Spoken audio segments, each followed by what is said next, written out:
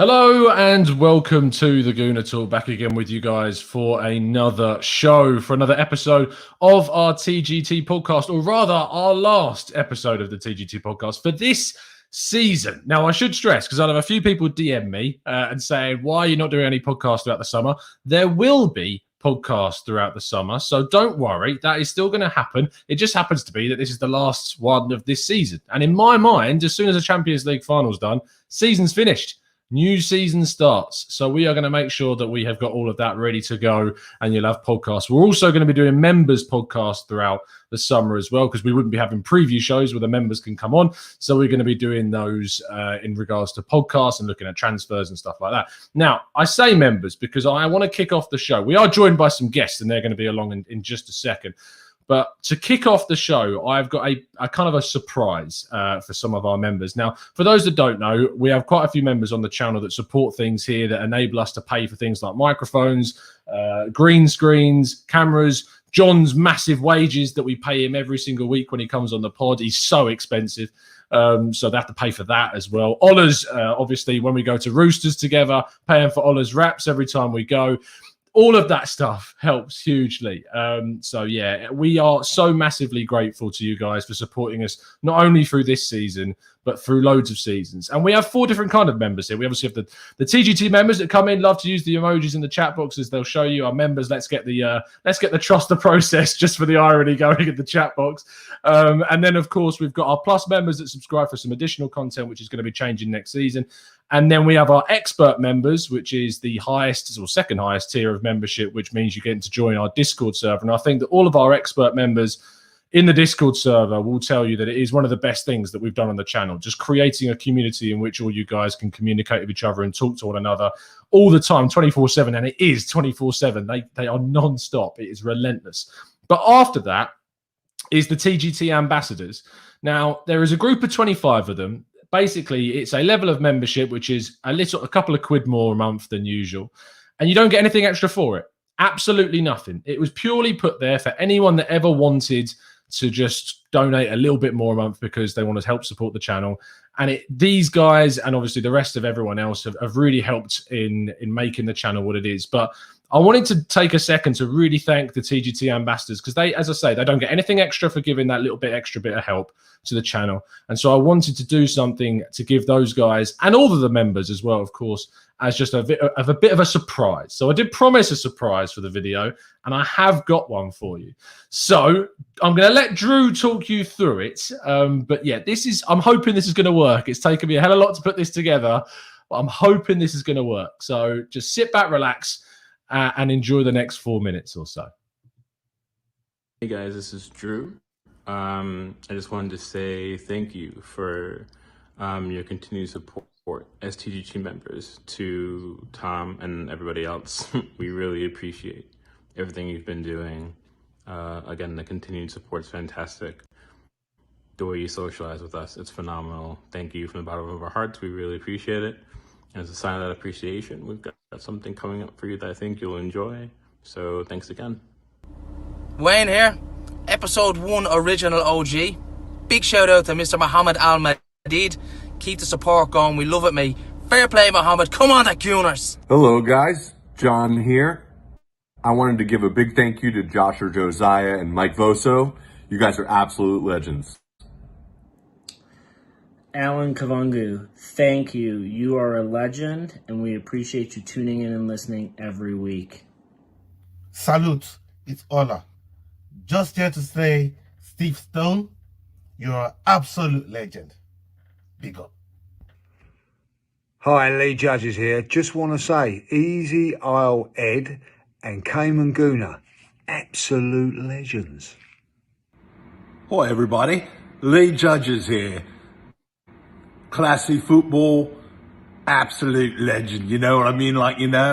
Honestly, you give that guy one job, and that's what he does. He is an unbelievable character, but he is certainly one that we value along with all the rest of our regulars too. They have supported me like nothing else on the show, constantly giving their time for absolutely nothing on the podcast, giving their views, their thoughts. And I know that you all enjoy a lot of their takes. You might not agree with all their opinions, but they certainly are a fantastic group and a supportive bunch. And we've gained even more as the years have gone on. We've obviously got the likes of French and Raf and Tomo, and some of our expert members have joined us regularly for lots of podcasts as well. But there are plenty more of our TGT ambassadors that we've got to say thank you to. And with the help of some very fantastic people, we're going to do that. And it's very apt, I think, this next section of this video, because this has allowed me to go into a field that I never thought was going to become a reality.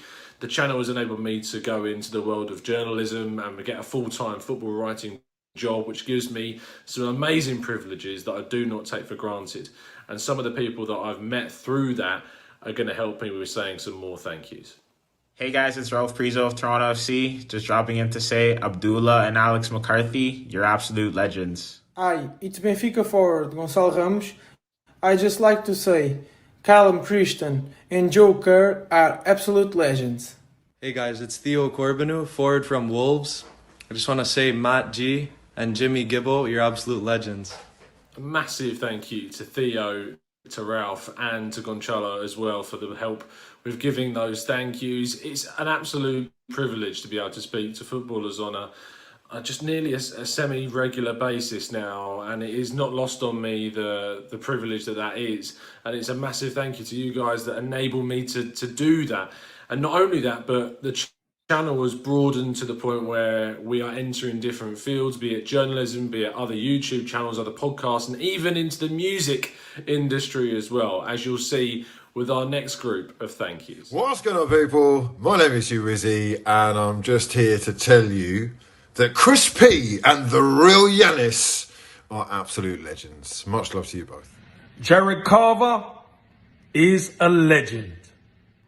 Hey guys, Friction here. Just to say, JD Davidson, you're an absolute legend, mate. Hey guys, it's Clive from the Arsenal Vision podcast.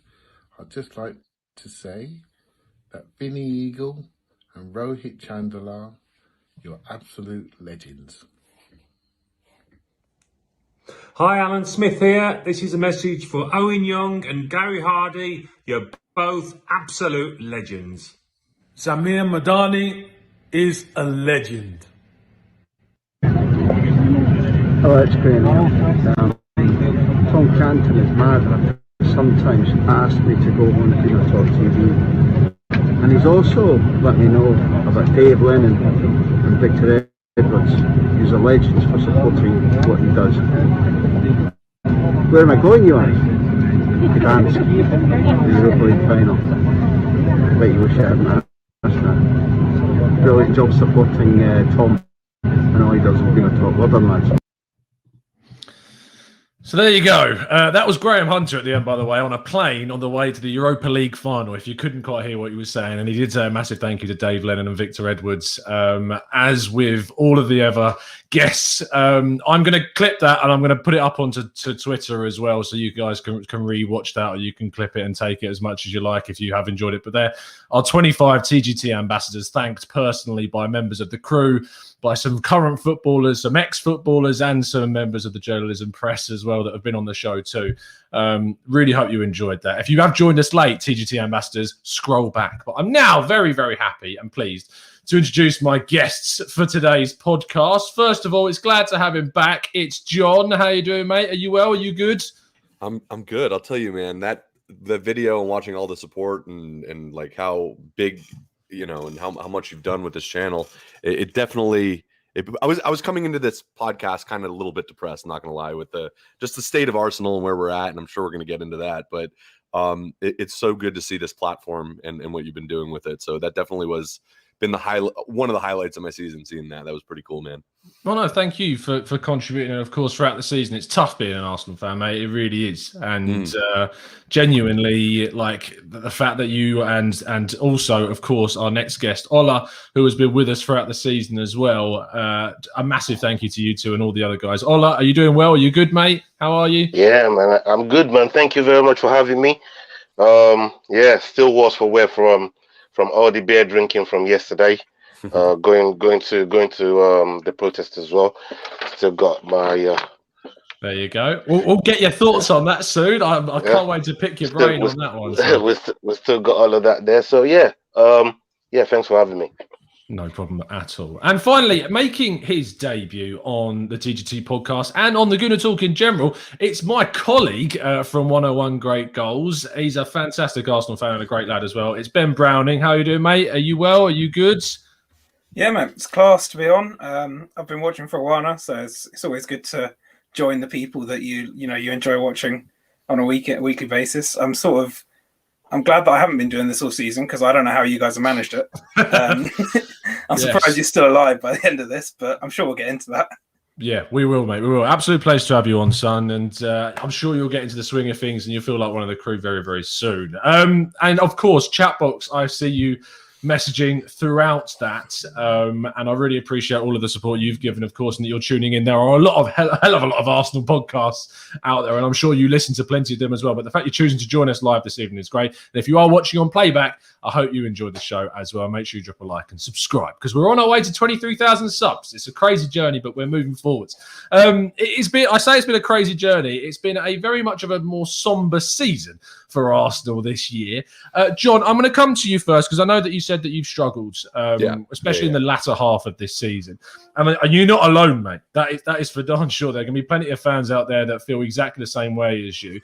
I actually want to pick your brains about that kind of section and obviously speak as comfortably as you like about it. Yeah. But why did you choose to kind of detach yourself towards the end of the season? Is it just for pure frustration, anger? What emotions have caused that, do you think?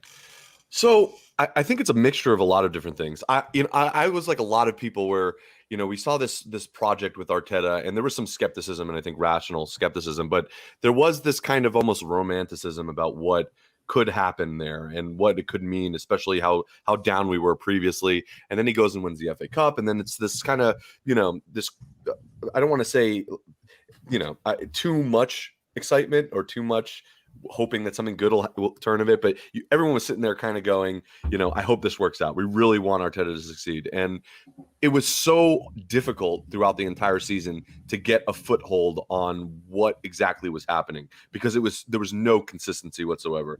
And that lack of consistency kind of culminated with this whole European Super League thing. I think at that point for me, it was really like, what is going on here? What are we like? What is this game even about anymore?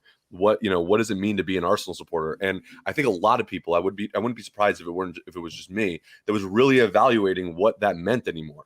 I think we knew what being an Arsenal fan meant for a long time. All these values that Wenger would talk about and everything. We can make fun of Wenger, till the cows come home. But the reality is that we all were on the same page for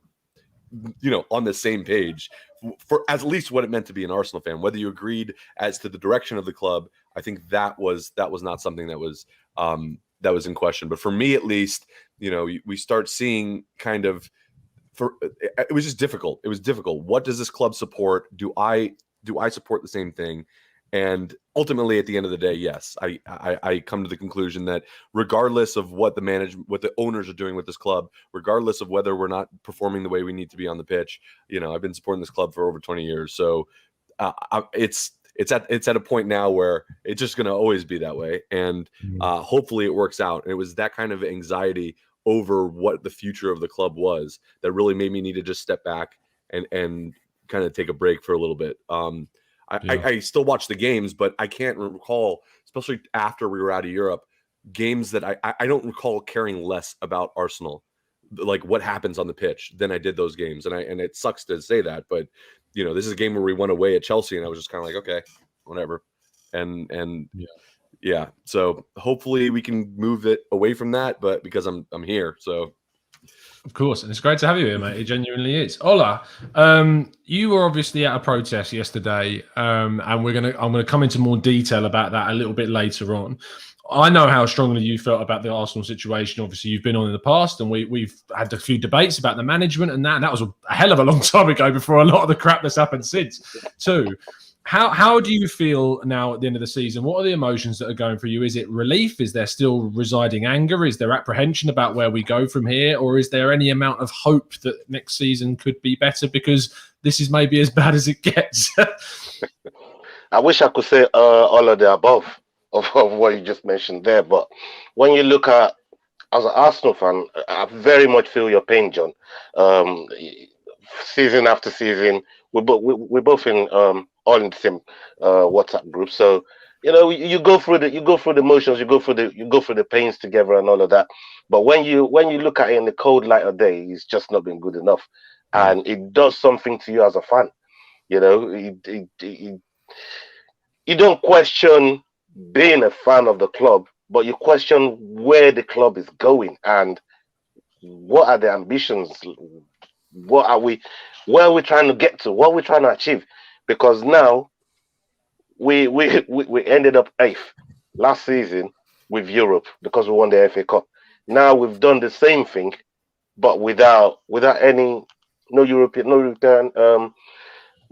games, and it's the first time we've gone through something like that for so many years. What, over 2 decades we've been going through something like this. So it's a shame where we're at. It's a shame with the ownership. The ownership, to me, is they've just been a disgrace, man. And I have to say, a lot of the things that get pointed at other people in and around the club, it still all comes down to the ownership, and those are the guys that really, should be taking, they should be taking account for how our season is panned out. It's so frustrating. I got a 14-year-old that he worries about going to school on a weekly basis after a match that supports Arsenal. Like he just worries about going to because he knows he's going to get bantered all day. And look, it's a shame. Can we improve? Only God knows. Do I see it light at the end of the tunnel? I can't see it. We'll get into all of that, but overall, as far as this season is, it's been so frustrating. It's just grinding. It's draining. It just, I mean, sometimes, yeah, it turns you to the bottle. This football club, I'm telling you right now. I've done a lot of drinking. I've done a lot of drinking yesterday. There's some gin in here, son. There you go. There you go. Cheers, my friend. Cheers indeed, bro. Obviously, I will pick your brains a little bit later on about the protest and that sort of stuff, but it is really hard. I mean, Ben, what a show to try and come on for your debut. You've got a hell of a job to break down your thoughts and feelings about the season. I mean, we've been working together now for a few weeks, a couple of weeks now, I think it is. And of course, writing about Arsenal during this period of time is really difficult. I mean, doing the daily shows, of course, is really difficult when your emotions are such a low point. But how have you tried to compartmentalize the season? Because as Arsenal fans, we expect so much, and yet we've seen so little. So how have you dealt with it? I don't know if I have. I mean, I agree with John to a large extent. I think that I felt the biggest disconnect I've had with this club in my 22 years being an Arsenal fan. It's one of those things where there's nothing about the club that rings about being Arsenal anymore. From the ownership to the way we play football to the way we do business to the way we look after our fans to even the way we keep the stadium. I don't know if you guys saw the Emirates Stadium, the state of the crest and stuff that was going around on social media. It's just a bit of a disaster from top to bottom. And I think that's been a real, it's been really difficult to say, right, football's done for the weekend. Now we try and move on. We dissect the games. We look to the next game. And most of the time you can say, oh, this went wrong here. And next game it might be different and we'll do something different. But this season it's been, well, that's gone wrong there. We've got a game in 2 days. We're going to fix it. Probably not. We'll see the same sort of thing. And we're probably going to get the same results, give or take, the odd goal or the VAR decisions. It's a case of it's just been. It feels like a roller coaster ride that you wanted to get off about a third of the way through, but then you're so far along, and you're just like, you just have to ride the whole thing now. You can't. I can't say I'm going to stop supporting the club during a season, but it's one of those things where I've definitely become much less invested over the course of the season. Yeah, I know you're not the only one. I think that's kind of in the theme of what I've said to all three of you guys so far is that you certainly aren't alone in how we've been feeling all season. I mean, you said about the third of the way through. The start of the season was just, I've never witnessed so much awful football from a team.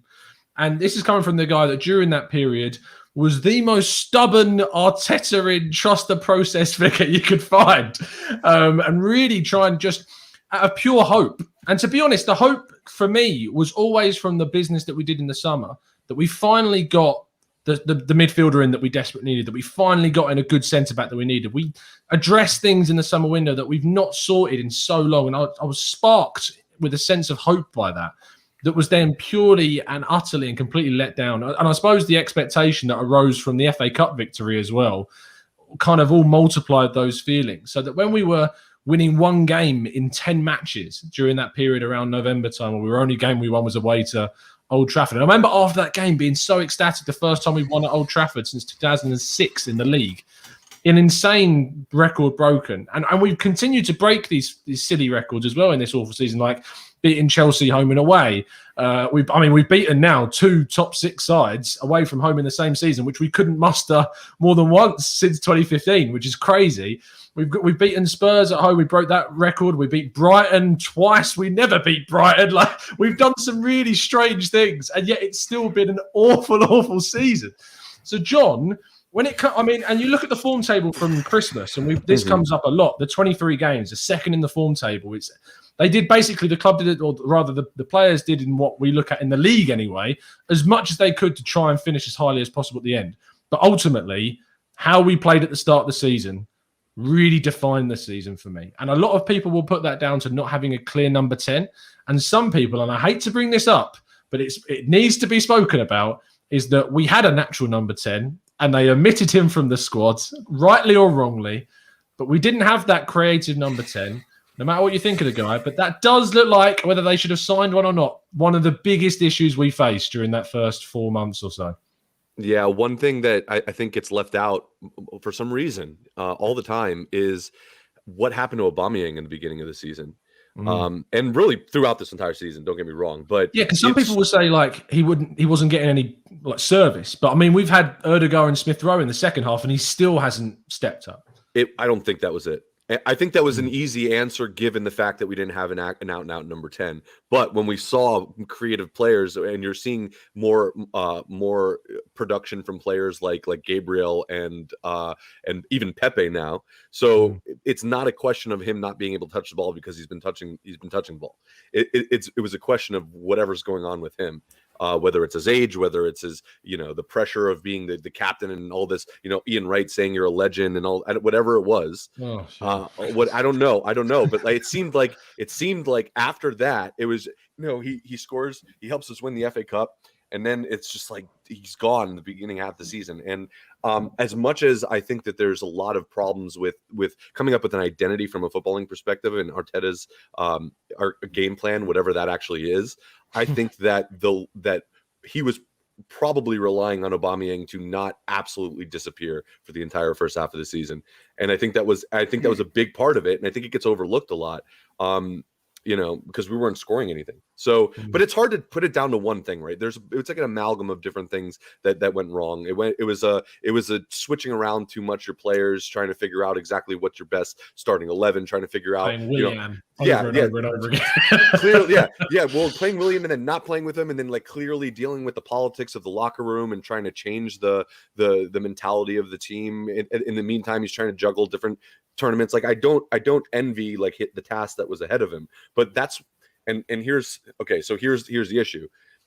Is he the person that was probably the best for that task? And I think in hindsight, which is 2020, you can look and say the issues that we had and the fighting on different fronts that we needed to overcome in the beginning of that season, I think was too much for Arteta. I think it was too much for Arteta, and then it took some time for him to kind of sort some things out, and it started to kind of trend in a good direction, and then it just fell apart again. And that's kind of the story of Arteta's tenure. He's going to have a summer, we'll see. And we'll see what happens in terms of whether the ownership backs him, which I have no faith that they're going to do anything right, and because they haven't yet. So if they back him properly and he can, he's already weeded out the bad seeds or whatever he was trying to do, and he's figured out what the mentality, because he said he knew what the problem was and he seemed to know what was going on. So if he's figured that out, then maybe there's some light at the end of the tunnel, but I'm not very optimistic as I was if you asked me at the beginning of the season or even halfway through. It's a scary time to be an Arsenal fan, but at the same time, it's not 100% doom and gloom. There is still the hope, but it's the hope that kills you, isn't it? Yeah, I mean, the meme of "he's already dead" is coming to my mind as you say that. I think right now, Ola, I want to pick your brains now about, obviously, because the culmination of this season, there was a massive kind of a coming together based upon the events of the Super League's attempted inauguration, which of course really emphasised the hatred again towards the ownership, which brought forth more protests. But for Arsenal, this isn't a starter after the Super League. This is something that has perpetuated for years and years and years at the club, the hatred towards the ownership, the disdain that we have, the annoyance at the lack of care, the animosity. Honestly, because they're so silent, causes so much infighting within its own fan base. It's so funny. You know those films where they just you've got two people that are planning on invading a camp to save a hostage or something, and eventually they don't have to do anything because the whole camp's just started to argue and infight until they all kill each other. They could just walk in, take the hostage, go out, and it feels like that's the situation with Arsenal, where everyone's just eventually they say nothing, they do nothing, and then it just implodes from the Arsenal fan base.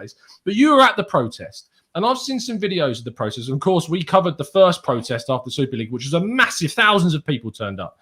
Now, I saw some videos where it looked like there was quite a lot of people there yesterday, but I'm pretty sure I'm right in saying there was still, comparatively to the first protest, there wasn't anywhere close to that figure. And someone who's gone there, and I wish I could have joined you, but as you've gone there, does it fill you with frustration that there isn't that same amount of people, that there's all of this kind of social media voices and loud shouting on social media, posting of the Kroenke out, posting of images and pictures saying turn up on this date, and then to see the amount of people that did, how annoying is that for you? Well, there's a combination of things that probably led to the amount of turnout in the protest. In the protest yesterday, the rain was so bad. It chops it down. Sounds like Ty. It sounds like Ty. Yeah, you know what I mean? It rains I heard that before, but it really was bad. And I think, look, the last one, it was a nice day, nice sunny day. You know, I mean, people were out in the thousands. This one, not so much, but still, the point was. But Josh Kroenke said, Ola, that we want our cold, rainy nights at Stoke, but we didn't prove that. Apparently, no. Yeah, he said that as well. He did say be excited. But you know, the main thing is the message still got out. The message was still there. There's still a lot of people, even on TV, holding them little paper with saying Kroenke out, and indeed Kroenke out, because when you was right when you said, you know, this whole Super League thing is not the Kroenke's family's first rodeo with the fans. You know, we've been at loggerheads with them for donkeys, and now it just reared his ugly head again when the Super League situation came up, and it gave us more ammunition to go at them. You know, I remember one time when Stan got involved in some big game shooting, some big game hunting, and that was a really, really bad PR for him at the time. But again, it's just one of those things that you keep thinking, and they know it. The family knows it. The Kroenke family knows it, that they don't have a good relationship with us fans. They know that, and the reply, and I find that reply from them to Daniel Ek absolutely arrogant. I mean, get some business people. Go hire John. John is a proper corporate lawyer. Don't hire him to script something. But to say we don't need your money, it's like, hold on, we're talking 1.8 billion pounds there. To just reply to a sale of a club as we don't need your money. Now, come on, you could do better than that. Get a lawyer to drop some big words. Tom probably do a better job than that. You know what I mean? And I just find that it's just one of those things that really, even me. You know what I mean? Like, well, you're a teacher, so you're qualified in them things. You can't justify now. You made me do it, so I don't want to go in the naughty corner now. But you know, this is the thing. When you look at the way they've been with us as owners, and you see what the Leicester owner was doing the other week when they won the cup, and how happy he is to just be around them. Things like that just eats you alive, man. Thinking, I mean, when am I ever going to see an owner like that at my club? Even with Roman at Chelsea, you might say, all right, you know what? Maybe it's not the lobby-dobby type, but you know he gets things done. You know why? Because he cares about the club. He cares about the well-being of the club. He also cares about his money and wants to see some returns. And he's now done it to the point now where things are a little bit more stabilized, where they're now having to, loan a player, buy player, loan them out, then sell them and make a little bit more money on them. They're probably one of the best at it. And I would say Kroenke at this moment in time, John was saying earlier on, they're going to back. Well, they have to back Arteta heavy. But what kind of backing are we going to see from these guys? And we don't even have the carrot to dangle, the European carrot. What we're going to sell to these players now? We're based in London.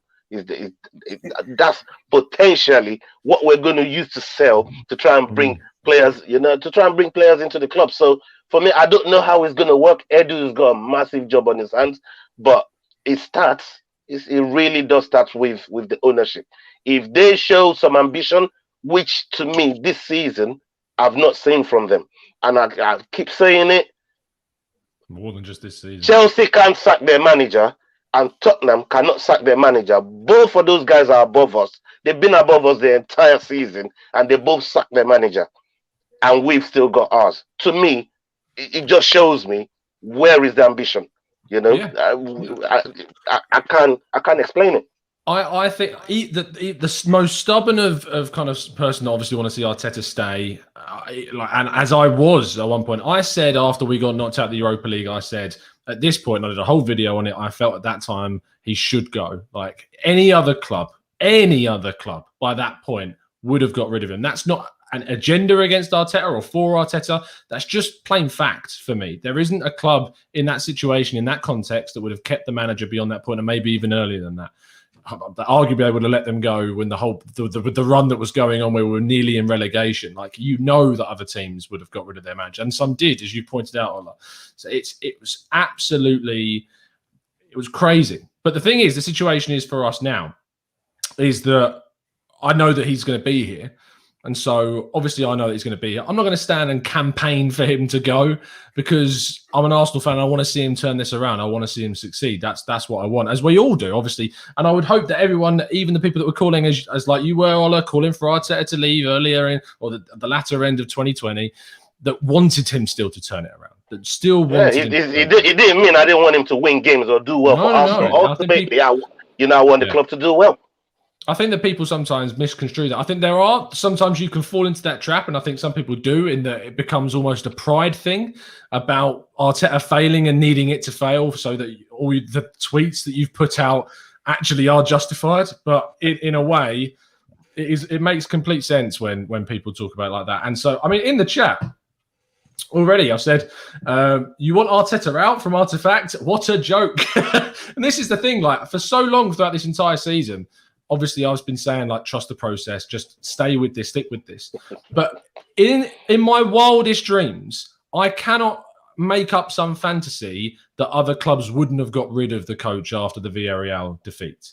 That's for me something that I can't sit there and just blindly turn around. Now, I hope that this summer we see him get backed and we see him push forward and we see that this defensive solidity that he's brought to the team gets added to with some creativity and some goals, because the pressure is going to be on from day one of the season. If he loses the first few games, or if we start dropping points hand over fist with no European football, it is going to be very, very difficult to get fans on side. And there's going to be fans in grounds, fingers crossed too. So it's going to get worse and it become a very kind of vitriolic place to be. So that is certainly something that we've got to be careful of. We are going to look towards the future, Ben, and look at kind of the transfer window, especially as kind of one of the main tools, which I'm sure that the chat box and the listeners are going to absolutely love talking about, because we love transfers. But before we do, there are a number of kind of players that we need to discuss and talk about. Now, very interestingly, Joe Willock, of course, has come to the fore in a lot of senses this season with how he's performed. I saw some funny tweets about how obviously we loaned him out and look what he's gone and done. What a mistake. I don't buy into that at all. He was never going to do what he's done at Newcastle or Arsenal. That's for damn sure right now. But he may be able to do that next season. Now he's had that springboard. And that's what's most important. So, Ben, regarding Willock, what are your evaluations of him and what are you doing with him next season? If a big comes in, are you selling him or are you staying strong with him and you're keeping him in the team? It's tricky, isn't it? Because it's one of those players that, you sort of lose either way. Because if he goes on to be really, really good at a different club and you've taken, 30 million for him, people are always going to use, it's a Serge Gnabry conundrum. But if he stays, I don't see him getting into our midfield just based on simply the way we play. He's not a number 6. He's not a number 10. He's a old school number 8. And Aaron Ramsey, where Aaron Ramsey should have been playing his whole career. And it's one of those things where against like the teams that we play, where we predominantly play against teams that defend more deeply and we don't invite attacks on as much as Newcastle do, there's no space for Willock to run into. I mean, look at his goals, arriving late in the box. That's stuff we can do. That's stuff we need, rather. But it's not something that we get a lot of space to do, because a lot of the time it's having to sort of, go out wide, come back in, and it's boring. But at the end of the day, when you're playing low blocks, there's only so much you can do. I don't really see where Willock would fit in this side, and I don't think he's good enough to make the whole side change to fit him in either. He's one of those players that I think is very good, but if a bid comes in for say 25, 30 million at this stage of what Arsenal need, we should be saying, yeah, go for it. So what's kind of the minimum that you'd be looking for, really? It's difficult because his value keeps going up with every game. He's young, he's English, he's scored 7 in 7 now for Newcastle. I've seen really rogue shouts to get him on the plane, which is that's the state that both Newcastle and Arsenal fans have got into about Willock. Arsenal fans, because he's scored more goals than our entire midfield combined this season, I think. So it's one of those things where it's difficult to put a price on goals. It's always that thing where whoever has you have a knack of scoring goals. Whether you're in midfield, Frank Lampard had a great knack of scoring goals, obviously, and it's difficult to put a price on that sort of instinct, I suppose. But in terms of his all-round game and what we saw when he was at Arsenal, I'd say 25, 30 million, and you're saying, it's worth taking the risk and selling him to reinvest in, where Arsenal need actual investment in the side, especially if the Cronkies aren't going to invest. I think that the figures you're saying there are very much towards the lower end of the scale of what I think a lot of people want and look at for Joe Willock. I mean, I saw a report today that Newcastle wants 70 million from Alan Saint-Maximin. That's what they would accept for him. I remember a report last year when I think it was Matty Longstaff was linked with a move away, and they wanted 50 million for him. So if you're sticking these types of figures on players and you think you're going to get our boy Joe Willock that's just saved you from relegation for 20 million quid, it's like, you must be having a laugh. Although saying that, we are Arsenal Football Club. So we do like to give a couple of discounts. Down 10 million for Gibbs and then accepted 7. Yes, we did. Yes, we did. So we're not brilliant at this whole transfer business thing. Anything is possible. What I would say is, for people that do want Joe Willock to stick around, there is good news in your favour, because he did post on his Instagram page today a goodbye message to the Newcastle supporters, where he said, "Family, thank you for rocking with me. I will never forget the love you have showed me. The team, the fans, the city will always hold a special place in my heart. Up the Maggies and goodbye," is what he said, with both Emil Smith Rowe and Wright, as you can see there, replying to him. And I know, like, in a very modern society, we love to read into these things very much so. It's how we decide who is signing for Arsenal. It's how we decide what they're liking and following. So there's lots of things that we can take from that. But the fact he has said goodbye is quite a statement in itself. So maybe that's something that is going to tell us about his own intentions. John, we've had a super chat, a very generous super chat coming in the chat box from Unique79. He's one of our longest time listeners. He's been with us for a long time. I'm sure we remember his name. And he says, "Panel, we must not compare ourselves to Chelsea." And then by that, he's obviously talking about the season in which Chelsea fell out of European football and then went on to win the title, I think, that next season. Chelsea still bought players for their league-winning season. If we want change, empty the stadium and protest every single match. there's two kind of schools of thought to follow with this question. First of all, it's how we tackle the summer window and what we do. And do you think we have, based upon what you've heard, which we always have to take with a grain of salt or a massive boulder of salt in the case of the ownership, and also the other route by saying that, do you think that any form of protesting is going to have any real impact on the way the club makes any decisions?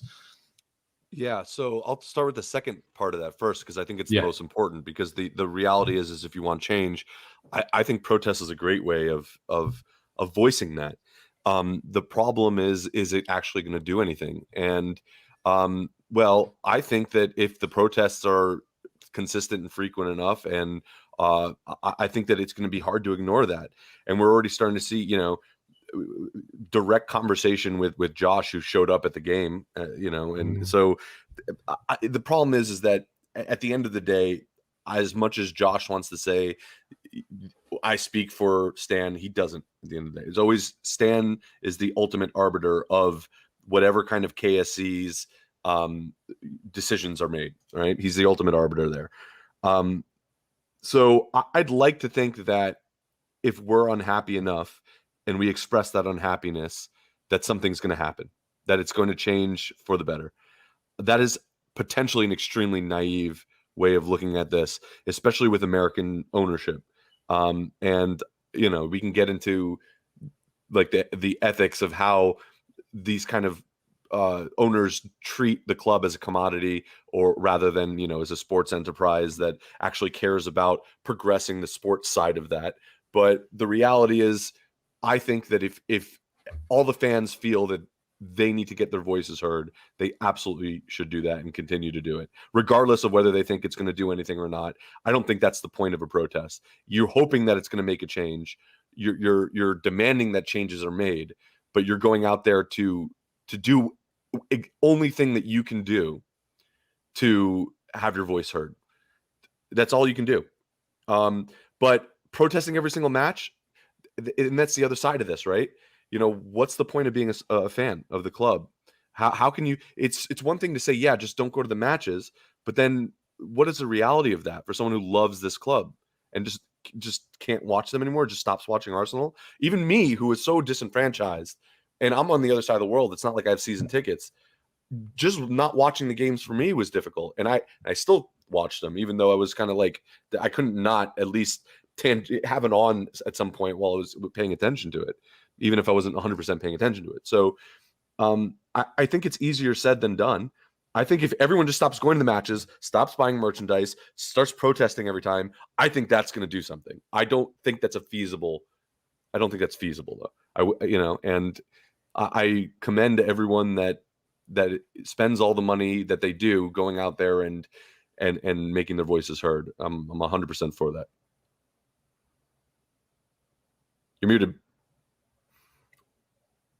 Reality is its finest, is what that is. I can't not get behind the idea of protesting right now. And to be honest, before, I was very much of the mind kind of prior to the Super League situation, I really didn't think it mattered. Like, I didn't know what fan voices could really achieve. The Super League utterly proved me wrong in that situation, and how everyone banded together and the unity that not just Arsenal fans, but of course fans from hundreds of clubs, maybe even hundreds across Europe, who knows, but lots of clubs that banded together, and that showed the power of the voices of so many fans and the change that it brought about. Of course, that was an absolutely massive amount of people, and I think the issue with Arsenal protests has always been kind of a semi-commitment, I suppose, from a fan base. Like, you have people like Ola, of course, joined in with the protest the other day, and we'll keep on doing that. There is also the logistical side of things, which means that not a lot of the people that would love to be there can be there. We can go down the tie excuse of the rain. Thank you, Ola, for that one. So there's lots of things that do stop people, but I am guilty of it in part. And for those of you that tuned in and watched Hugh Izzy's watch along yesterday, I got battered, absolutely battered. And people are entitled to the view, because I've got this season's shirt and I've worn it on a show. And there are a lot of people that have turned around and said, you want Kroenke out, but you've bought the shirt. You're a hypocrite. And you're entitled to that view. And I think that the reasoning behind what you're saying, there is sense to it. Mhm. I've explained why I've bought the shirt. I said it's my way of connecting to the club every season. It's been a tradition. I don't associate the Cronkies with the club. I associate the badge with the club, and so that's what I wear on my chest and do as a supporter. Go on, John. I know you. And this is well, yeah, and I think that that's an important distinction to make. And I kind of was alluding to it when I was saying that it's one thing to say, yeah, I'm just not going to go to the games anymore. I'm not going to buy the shirt and support the team that I love and I've loved my entire life. It's one thing to say that, but the reality of not, getting excited about an Arsenal shirt or getting excited about an Arsenal match. What's the like? How can you? It's hard to separate an identity that you've had as an Arsenal fan and as a sports fan and what that means, and to just sever that is very, very difficult from an existential perspective. Yeah. I think it's very difficult to just say, you know what, I'm just not going to buy it. I can't, it stinks. It stinks that we've been that inundated in the commercial side of things. And not only that, but in like having to watch every single game, but that's part of being a sports fan. And they know that, and they know that it's like a drug for people. And just taking that away cold turkey, it's easier said than done. Yeah, it is really hard. I mean, Ola, as someone who went to, and be honest, do not hold back because it's me, but like, would that annoy you? Does it annoy you that obviously I want the ownership out, but I still bought a shirt? I'm intrigued about the mental side of it. No, I think, look, it's how you, like you said, connect to the club. It's your way, because you're not local. Even though you're in England, you still got quite a way to go to come to games. I have that experience with you all the time whenever we meet up at games and meet up at train station and stuff. So it's not like we don't go for the game, Ola. You know what we turn up for. Well, yeah. We go for the Roosters, mate. That's okay. Yeah, there's that. That's definitely part of the deal. But you know what I'm saying? Like when people buy shirts and buy merchandise, it's not necessarily supporting Crunk. I even had this conversation with people yesterday over there at the club yesterday, and they said, look, at the end of the day, it's the business, the commercial side of it. Those are the guys that are getting the money. The money ain't even really going to Crunk. And I said, well, ain't they been paid up front? A bit like the TV deal sort of thing. And at the end of the day, it's still your choice whether you want to buy it or not. I have other ways, like, again, going to protest or even doing something as little as hashtags. Just hashtagging them on social media will still bring some kind of attention. So even if we do something as little as that, I think it will still generate the impact. But look, I've never been one of these people that puts on people how to enjoy the match day experience or how to support the club. Support the club how you see fit. Just do it with class and respect. That's my take on it. When I was sitting there on Hugh's show yesterday, and it was like, for those that didn't tune in, and obviously it was a really good debate with me and Hugh, and actually Hugh has clipped it and he's uploaded it, just those 15 minutes that we have a chat, so you can watch it in all its glory on the channel. But when it was I'll be checking that out. When it was live, the chat box was like filled with just Tom out. That's all it was, just Tom out, Tom out, Tom out, everyone. And like, whilst at the time I was like, that's fine, look, you're entitled to your opinions. At the same time, it is, I'll be very honest about it, because I'm not going to sit here and try and act all hard like it doesn't affect me. Like seeing hundreds of people calling for your name on a stick, which I know is probably an exaggeration, but that unity against me for my opinion, which is completely fair enough. Everyone's entitled to their view and they're entitled to say that. I wish there was that same unity for some of the things that me and John talk about, like abuse on social media. And if people were that vehemently against like abuse on social media and stuff like that, and they could come together and really fight and isolate incidents and bring them forwards and highlight them, as much as people were highlighting the fact that I bought a shirt of the club that I support. If only we had that same unity. But we don't. But at the same time, they are entitled to their view and their opinion on it. That's fair enough. Ben, we'll bring you into this. At least, I was just going to say, at least now you know how the Cronkies feel. You know, everybody saying. I don't know if I know how they feel. Once I'm sitting on when I'm sitting on a $90 million yacht, then I'll know how they feel. Yeah, when I'm sitting here in a room in my house, I've just got Tom out, just going all the time. Oh, we're starting to see it now in our chat, at least one. Yeah, Sid. It's only Sid. Sid's all right. Sid's entitled to his view. We brought his comment up earlier, and that's the thing about here is that the only reason people get blocked on this channel is not for having a different view to me. It's about anyone who's abusive in the chat gets blocked. If you come here with a different opinion to me and you say it respectfully, you're welcome. And that's fine. We all have a chat and it's great to have different opinions. I hate echo chambers. It's why we have the likes of Dan Potts coming on or Sophie from the Highbury School coming on with different views, or Ollie yourself who's got a very different view to me at times. So it's healthy to have different views. It's just about how we put them across is the way that's the most important way to do it. I said doubling Gooner. My shirt's in the post, Tom. Solidarity. Thanks, fella. Much appreciate the support, son. Anyway, Ben, I'm going to get your final thoughts on the kind of the ownership side of things, and then we are going to go to questions in the chat box. So if you do have a question you'd like to ask the guys, we're going to go for about 20, 25, 30 minutes or so. So make sure you've got your time to get those questions in. Use the capital Q if you want to get your question answered, and we'll go through as many of them as feasibly possible. Ben, do you have any trust whatsoever after hearing the big plans to invest, as we're told, as Arteta saying that they've planned the summer out and that we are looking to do things that they want to be, in quote marks, ruthless in the window? But then you hear things from Arteta saying that everyone who has a contract is very likely to be here next season. So Willian's going to be here. Kolasinac is going to be here. Granit Xhaka is going to be here. All of these guys. Is there any hope that you have that this summer may be different to what we've come to expect? I mean, this is the same ownership that told us to be excited 3 years ago, and then we splashed £72 million on Pepe. I think one of the common misconceptions I have is there's a lot of fans that sort of say spend money, and it's not that we don't spend money. We do spend money.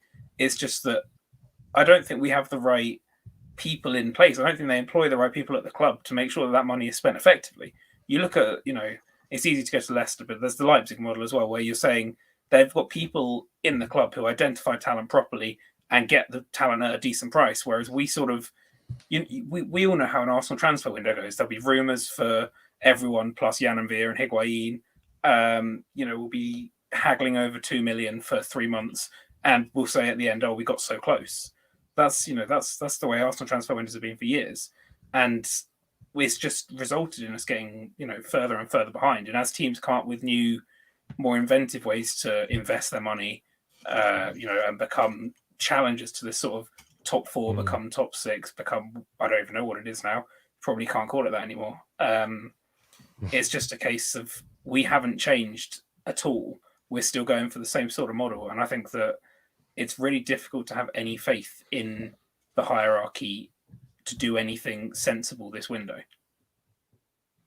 So is there any way that you kind of, I mean, okay, let's go down a different route. If I was to ask you right now how you're feeling, if you would put a prediction, an estimate on how much money we'll spend and how much of that you think may come from investment, what would be a figure, a ballpark, if you will? It's difficult because, obviously you don't know how the Cronkies are going to react. If it was me and I was seeing this effectively sinking ship, my options would be put money in to get it back to where it should be, or sell up. And if they're not going to sell up with Daniel Ek, I can see them investing, a lot of money into the club this summer. Whether it will be spent well is another matter. But I can see a lot of money coming into the club from the ownership, whether it be in form of, we've taken out another loan with low interest that we set against the club again or whatever. A lot of indirect or direct investment, I think, will be coming this summer. Let's move on to the questions then in the chat box. Vegas Gunner, thank you so much for the donation. He says, big up Tom and the panel.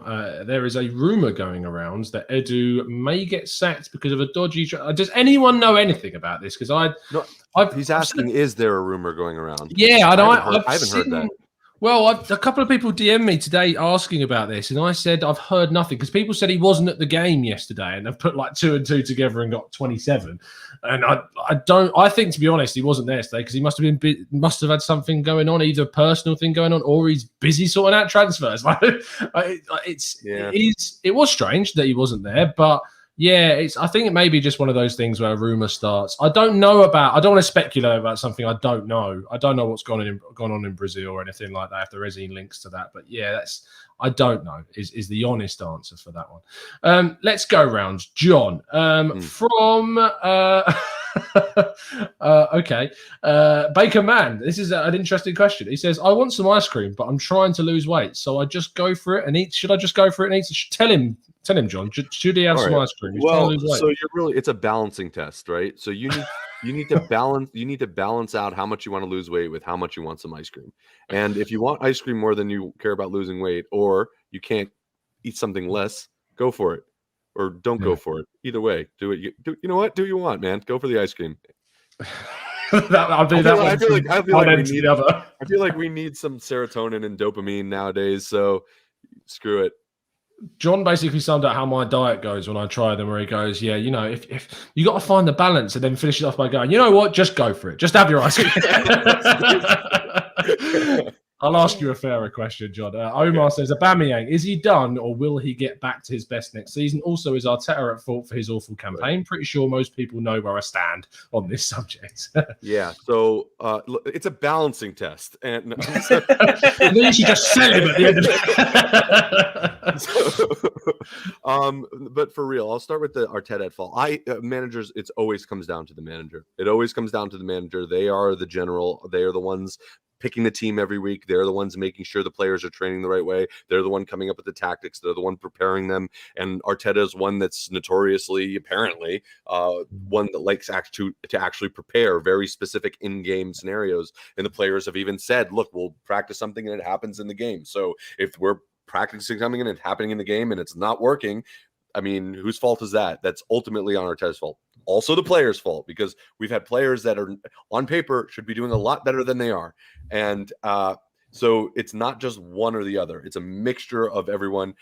And then you can argue, well, Arteta should make these players, get the best out of these players. If he's not doing that, once again, it comes back to Arteta. So it's very difficult to escape this notion that the manager is really the crux and the center of whatever goes right or wrong in many cases in a club. And I don't think that that's an exception here. So is he at fault for his awful campaign? I think it's a mixture of players underperforming. It's a mixture of his fault, possibly not getting the right players that he's needed, even though that we've spent money as was already alluded to earlier. So there's that. Whether Aubameyang is done or he'll get back to his best, I mean, I hope he's going to get back to his best. But as a player gets older and older, it's much more difficult to get better and better. So if I were to just think about it logically, I would imagine that he's going to hopefully be better than he was, because it's a low bar. And if we can build the squad around helping him, maybe, I don't know if that's the plan going in. Absolutely. I think we can play or set up in a certain way with certain players that can exemplify his qualities, or that boost his qualities on the pitch. So we'll see if that's the case, or if Arteta's going to go a different direction with it. It's so up in the air. It's so difficult to predict what the hell is going to happen next season. It just more so than I can recall in the past. Even after Wenger left, I had more of a sense of where we were going to go than now, which is weird. It is weird. And that comes down to decisions that have been made from up high, from the point where Wenger left. He left too late, I feel. He moved on too late, which made the process more difficult to move on from him. We then made a bad decision in Emery, and we look like we've made a bad decision in Arteta as well. I mean, I think that Arteta is a coach that has real big potential, but to throw him into a situation where Arsenal are in a huge need of an experienced head, I suppose, of being able to, an experience specifically, not just in terms of how long you've been in the job, but specific experience of progressing a team from a really bad position. That is what Arsenal need, and then it was a big risk, and it's not paid off so far. Ola, Jared Carver, and by the way, Ola, you're getting a lot of love in the chat box, I noticed tonight, so big up to all the people that are giving that love to you. Jared Carver says, who do you want to see as our regular striker next season? Do you keep Aubameyang or Lacazette, or both in this case? I've always said, I mean, I did say at one point this season that I was prepared to cash in on Aubameyang and just go in a new direction for some young blood. But he's also said maybe he needs fans to perform. This is what he said. And at first, that quote did annoy me because I'm feeling like, why are we getting blamed for the way you've performed this season? And it's not blaming us per se. It's saying it needs us, but at the same time, you're earning top dollar, all right. And if you still got a job to do, bottom line is you got a job to do, and you're the captain of the football club as well. Like, you need to go out there and get the job done. He hasn't done that consistently. This is actually it's been very, very poor. I was prepared to cash in on Aubameyang. Laka, on the other hand, I was happy to give him another year, and that's just simply down to how he's played alongside the young kids with Smith Rowe, with Saka, and all those guys. I feel when those guys play alongside Lacazette, there's a bit more end product. There's a bit more.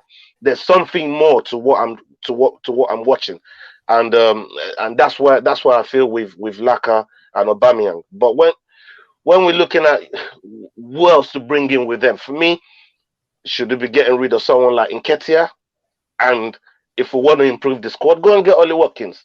I think he's a better striker. He's just come from the championship, done a season, and now we know what he's capable of doing. I believe he's a better striker than Eddie Nketiah. There's no reason why we shouldn't go and table 30-40 million to Villa and test their resolve on a player like him, or maybe Edouard. But I'd really like a player from the league if I was to choose, and he's probably the ideal guy for me, Ollie Watkins. I see, like, for me, it's not just like Ollie Watkins when you say that you want to get a guy from the league. It's, for me, that's the way our transfer window has to skew this summer. Is that if we want to change and we want to do something different, we need to sign players, for me, from within England. And that goes for the Premier League and that goes from the Championship, because it's just, we categorically haven't done that for players that are going to make a difference. We've done it in regards to kind of like depth, like Cedric and Welbeck and David Luiz and Petr Cech at the time. Like, we've brought in players that are either looking towards the end of their careers or surplus to requirements of the club that they're currently at from Premier League sides. And we haven't actually ever really, I'm trying to go back, I'm thinking, I think Mathieu Debuchy was the last player that we got that was actually playing at the top of his game in his current Premier League side. That's the last player I can genuinely think of, because Welbeck was surplus at United, Cedric was surplus at Southampton, David Luiz was at the end of his time at Chelsea, so was Willian, so was Petr Cech. I can't think of anyone else after Mathieu Debuchy that fits that. I can see John's cogs are turning inside of his head. Trying to think of one. I don't think we have. Chambers from Southampton was a young prospect. It wasn't necessarily, like, for me, someone who was going to come into that position and take it by storm. He was very much a prospect. Holding was at Bolton, like a 1.6 million, and he was also a prospect, So it's crazy that when Chambers was signed, that was one of our record signings as well, at 60 million quid. So it's, for me, it's something that Arsenal do need to look at the way they change and how they recruit and look within. It's certainly something. Speaking of Chambers, Ben, Sharif says, with Chambers and Cedric as good options who get the best out of Pepe, and the fact that we're going to be selling Bellerin, which should bring in some good money, do we then need to spend the money on a right back, or should we spend it on other areas? I think there are probably other areas that need targeting more than a right back. Central midfield immediately springs to mind, and creative midfield.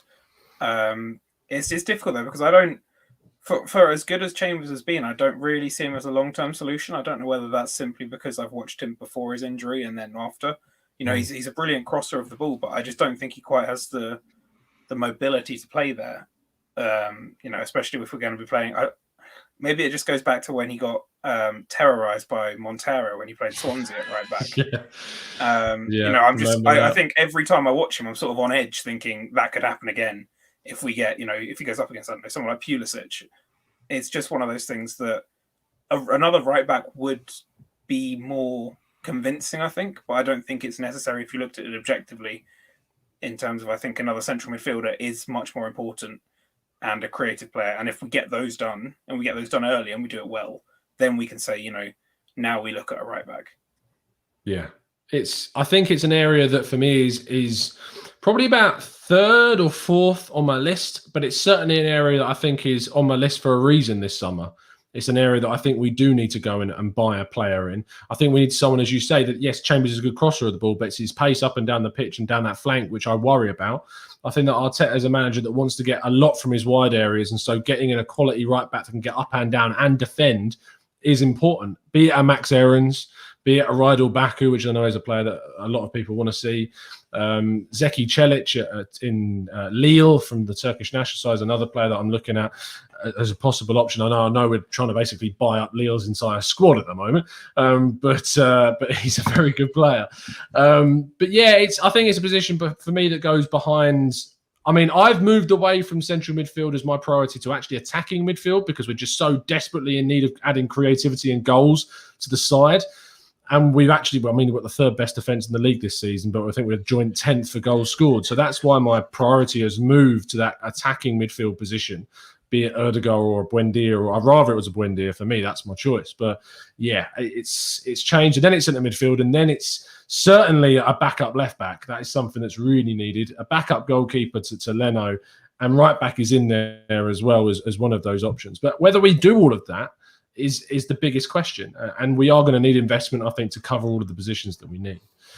Ashwin Watkins says, I'll take this very quickly. He says, Ashwin Watkins says, how many goals have we scored from crosses this season? Barely any is the answer. Do you believe we should invest in a striker very similar to Giroud so we have a plan B option?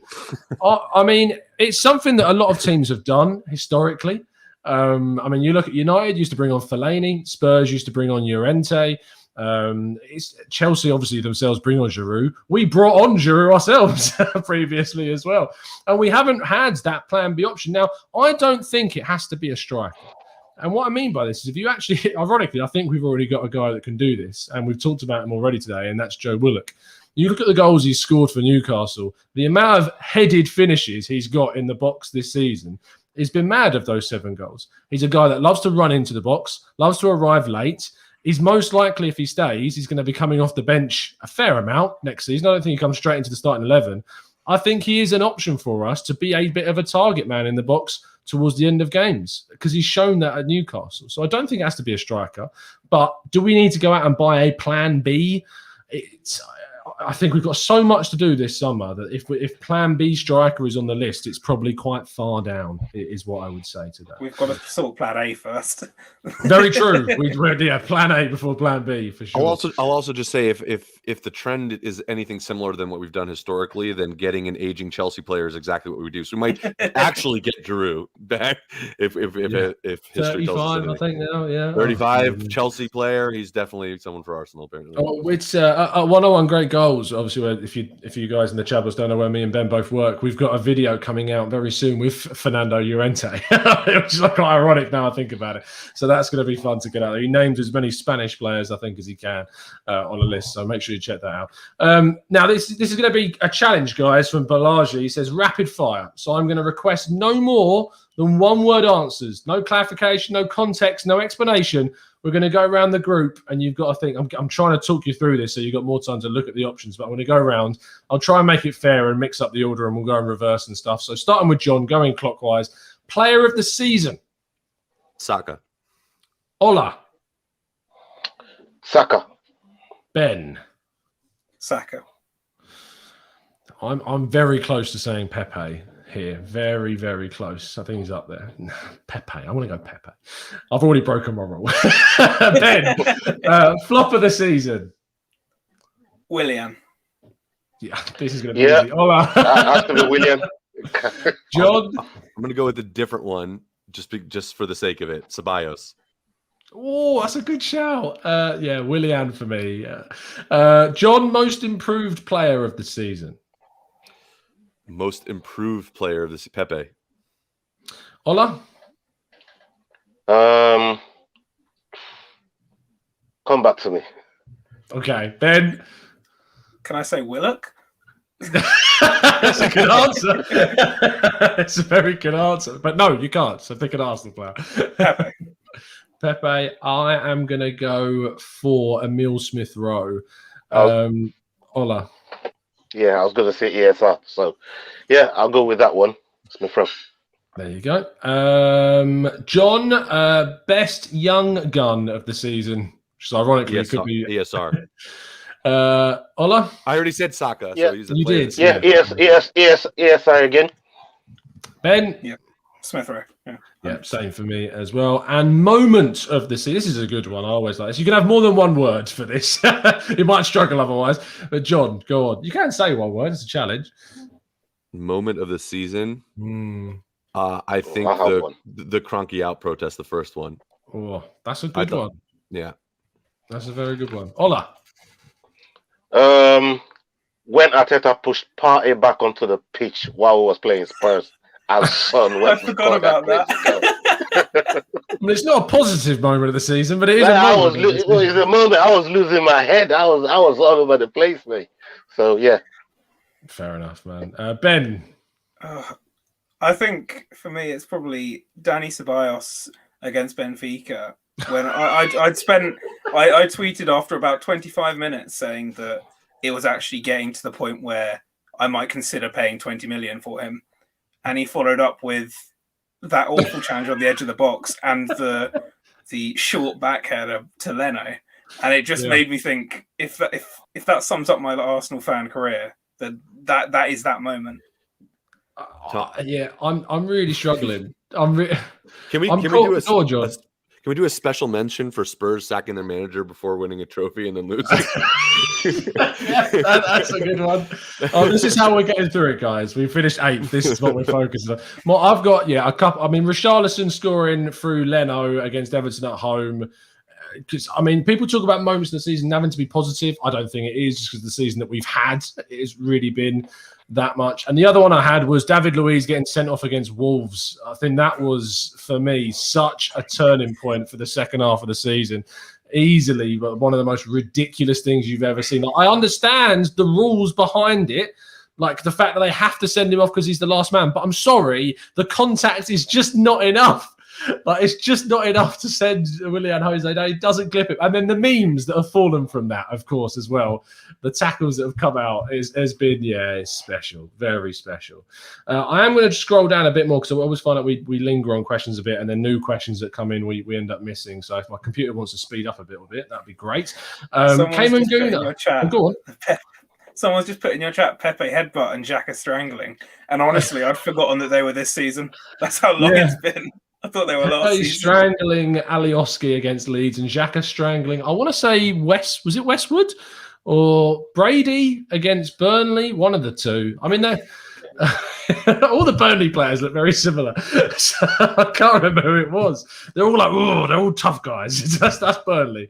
If you wouldn't want to meet him in a dark alley, you've made the Burnley squad. That's effectively what it is. Cayman Gooner says the like button is located below the video. Smash it. Thank you ever so much, Cayman Gooner, for the donation, mate. Really appreciate it. There's a lot of moments coming in the chat. I'm sure you're having a lot of fun reading through what people are saying. We're going to go through one more round of question, guys, and then we're going to wrap up. Neil De Souza says, Tom, do you think, this is going to you, John, even though it says Tom, do you think Arteta has learned the hard way by trusting in the wrong players like Willian, Bellerin, and Xhaka? Tough on Xhaka there, you know? I think putting Xhaka in there misses the mark. Did you see that he is in the CIES statistical team of the season? Did you see that? I saw that, and I was very excited until I saw that Raheem Sterling was also in it as well. I don't know how you can look at how Xhaka played this season and then in the same token say, how can the manager trust a player like that? So I'm going to put that one. I'm going to put that one aside, because even though the season's been, I think by all accounts, a flop, I think Xhaka is one of the better players this season, if arguably the best player. You could flame me in the chat all you want. I don't care. I think it's hard to argue that he wasn't. And Willian was a weird one. Now that's different. So because there was a time where Willian was coming on to do absolutely nothing for significant portions of the game, while players like Pepe were getting sidelined and they were actually coming on and performing. And every week in and week out, Arteta was still picking Willian. It was very bizarre. Yeah. So has he learned the hard way? I feel like he stopped picking Willian for the most part. So perhaps, yes. Bellerin, I mean, who goes there? Maybe Chambers plays right back, or So I think if we sign players that have more quality in the summer, and we still see Willian playing or Bellerin playing, then maybe he has not learned the hard way. But I hope that he has. And once again, I am extricating that Xhaka comment from that question because I don't think it applies. I don't think it does. I think he's been top 5 players for me this season in that bracket. So I think I'm hoping he'll have a really good European Championship. So either one of two things happen. Either if he is going to go, his price jumps up, or he stays and continues that form. Ola P. Trim says, do you think promoting Arteta from coach to manager had a positive, negative, or any significant impact on his performance this season? I don't think it does. I don't think it does, because he's still got coaching staff around him. He's still got helping hands, people like Edu doing their job, the coaching team doing the physio. So he's still very much maybe it's just a title change in my opinion. Now, does that mean it I love when Ola changes questions decisions? himself. It's great. I don't know whether affected him making decisions or not. I don't know. The one thing that I do want to at least see going forward, especially with because if he's going to stay, I want to see maybe 1 or 2 changes from him, and he's got to definitely give Pepe and Martinelli a lot more chance going into next season. Those two has to feature more, and if they do, he's definitely got more chances. He's got a lot more chances of keeping his job, because those two, they'll always put it in. Especially Martinelli, I definitely want to see more from him. So hopefully we get to see that from Arteta. But I don't think the title change affected. I think he was indifferent to what he was doing. Fair enough. Easy Isle Eds, who got a shout out from Lee Judges earlier on in our video. By the way, if you have tuned in late, do scroll back to the start of the video. I'm going to put a clip of all of the videos we did put out at the start on Twitter. But if you want to check that out, please do. But Ben Ed says, who would anyone have rather been playing ahead of Xhaka? He was good and had no reasonable options behind him. And I'll add on to that, just to add a little bit of spice to the question. A lot of people are calling for him to be upgraded upon in the summer. For me, whilst I would take an upgrade on anyone, I think it's silly to not take an upgrade on anyone. But do you not think it's going to cost a hell of a lot of money to find someone better than him in the squad? I think it's difficult to put money on what Xhaka brings to this squad. I mean, it's a very poor squad. Let's not beat around the bush. It deserves to finish mid-table, which is where it has finished. But if you go back and watch, I forget which one they did, but Arsenal put out the open mic video of Granit Xhaka. And it's not what he does on the ball as much as, the way he commands the team. And he is the leader on that pitch. Aubameyang can wear the captain's armband all he likes, but Tierney and Xhaka are the ones that actually have any authority on that pitch. And it's a case of, if you bring someone in, you've got to bring someone in who's going to sort of replicate that authority, because a lot of these players don't have that sort of self-driven authority by the looks of it. A lot of them need to be directed. We see that from Arteta on the touchline. We see that from Xhaka in midfield. We see that from Tierney at left back. And we've seen it from Ødegaard in attacking midfield. So if you're going to take Xhaka out, you've got to find that sort of leadership from somewhere else. And I don't think there's certainly not any more in our squad. You take him out, you're looking at Ceballos or Elneny. And with respect to Elneny and, whatever with Ceballos, but Elneny is sort of, he's a good player when you're not going to have a lot of the ball. But when you have a lot of the ball, you need someone who's going to do more with it. And to his credit, he's improved in that regard this season, I think. But Granit Xhaka is still far superior in that role, and I think it will cost a lot of money to upgrade on him. Yeah, I think it's going to cost a lot of money, whoever comes in. People want to see a player who I think with more mobility is the key kind of attribute that I think people want to see different to Granit Xhaka, and they feel that his turning circle of a London bus is no longer feasible for the club. So there you go. Yannick Mack, as always, coming in with the Granit Xhaka stuff. Replacing Xhaka is a risk I'm willing to take, which is fair enough. And certainly maybe a position that alongside Partey. I just want to see someone that really unlocks Partey, to be honest. That's what I really want to see. Anyway, that does bring us to today's close of the show. Thank you ever so much for tuning in throughout the entire season. This was our last podcast of the season. We will be back and doing podcasts throughout the summer, but of the actual playing season of 2021, this has been it. A massive thank you to my guests. John, always a pleasure. I hope this has been the therapy that you desperately needed. It was. Yeah, and you were telling me earlier. So apparently, I was on the first Gooner talk. Yeah, so I tried to clip it, but I couldn't. It wouldn't work. I was trying to get a good clip of it. Basically, all the old shows are basically privatized. There's a lot of reasons why, but a lot of the old shows are privatized. But you were on the first show that I hosted. Craig was still host at this point, but I started the TGT Extra on the channel, and I was interviewing people from different parts of the world, and you were the first person I interviewed on it 6 years ago, 5-6 years ago. Yeah, that's crazy. And think about look where we are now. Look in a minute. Look at where we are now. If you asked us back then, we probably had hope in our eyes, and we thought, we were gonna do so. We were still in Europe every season, and the Champions John was League counting down the minutes to the end of that interview. Like, well, I'm never going to speak to this guy ever again. Look at where he is 5 years later.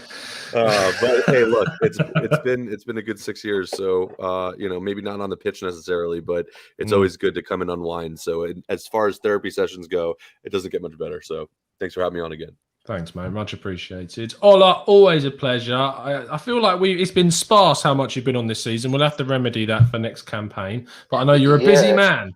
So, and you've been doing some really good work, I must say, throughout the pandemic. I'm well aware of what's been going on behind the scenes. So everyone will appreciate the hard work there as well. Thank you very much, sir. Tell people thank you very much. No, you can find me on Twitter, Black Scorpion Free. Also on Instagram. Come on there. You want to engage in some MMA talk, football talk, I'm always available to talk to. I have to ask: have you got an effect on your camera, or is it just struggling to focus on you because it just keeps on going, zooming in, zooming out? It's crazy. I don't know what's going on because I'm watching it on my other screen here, and it's been doing the same mad thing there. It just goes in and goes out. I don't know. Strange. You can find John, by the way, on Twitter at the 305 cast. I've been saying it enough times the amount of years I've been on with him. At 305 cast, you can find him. And Ben, what a fantastic debut from yourself, mate. No pressure at all. Took it in your stride, and I appreciate you coming on, mate. That pleasure's all mine. Thank you, and I hope to be on again soon. Yes, definitely so. Tell people where they can find you on the socials. Yeah, you can find me on Twitter at BenBrowning3 and on Instagram at BenBrowning5. Nothing like Black Scorpion 3, sadly, but that's the handles.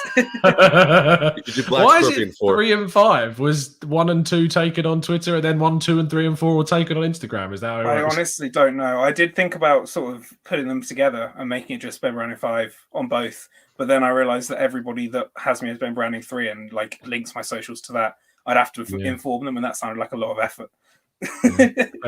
Fair enough, mate. And yeah, you can find Ben over there. You can find all the guys there. You can find us on Twitter at the Gooner Talk TV. I'm going to clip together all of the contributions from the start of the show together into one video, and I'm going to put that on Twitter, so you'll be able to see that in one running clip as well, without me talking halfway through it as well. So you just see them, all the individual videos of all the shout outs to our fantastic TGT ambassadors. And thank you as well, not only to them, but our expert members, our plus members, and our TGT members as well. You've supported the channel so dedicatedly throughout, if that's a word, I think it is, throughout the whole of the 6 years and how long we've been running them too. We'll be back tomorrow morning, even though the season's over. 8 a.m. transfer shows continue every single day. So we'll see you then. It's been a pleasure to speak to you guys as always. And as always, up the Arsenal.